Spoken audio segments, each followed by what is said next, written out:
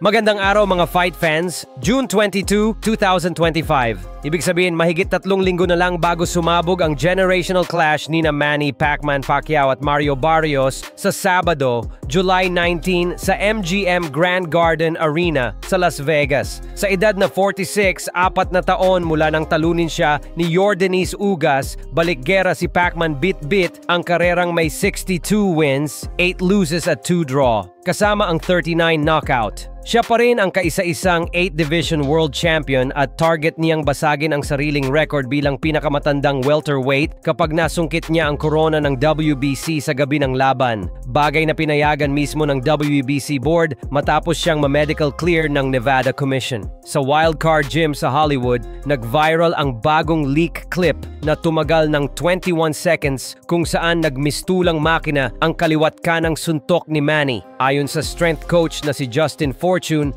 don't judge the number, judge the punch. At tip niya, hindi daw tatagal ng full 12 rounds si Barrios. Sa papel, mas bata ng 16 years si Barrios, 30 anyos na may kartadang 29 wins, 2 defeats, 18 by knockout, pero hindi siya nagpakumbaba. Sa interview nitong June 18, direkta niyang binitawan ang linyang, "I'm going in with bad intentions. Gusto kong i-retire si Manny for good." Dagdag pa niyang nakakaramdam daw siya ng disrespect dahil underdog ang projection sa kanya. Lumiyab lalo ang hype ng magpatutsada si Pacquiao kay Floyd Mayweather, sinabing, "I pity him," dahil puro pera lang daw ang nasa isip ni Floyd, samantalang siya ay bumabalik para sa legacy at para muling iwagayway ang bandila ng Pilipinas. Pinagdiinan niyang hindi exhibition ang laban at handa siyang makipagbakbakan, hindi magtaguan. Logistic naman, inaprubahan ng Nevada State Athletic Commission ang request ng TGB Promotions na ilipat ang card mula T-Mobile